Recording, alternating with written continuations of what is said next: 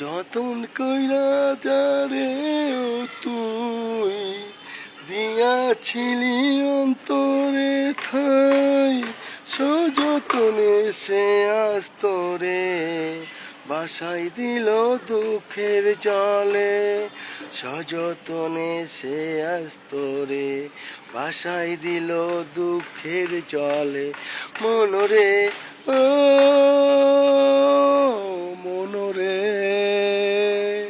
মানুষ গড়ায় মাটি দিয়া, অন্তর হইল পাথর হইয়া। তুই চোখ ভিজাইলি যার শোনে রে, সে তোর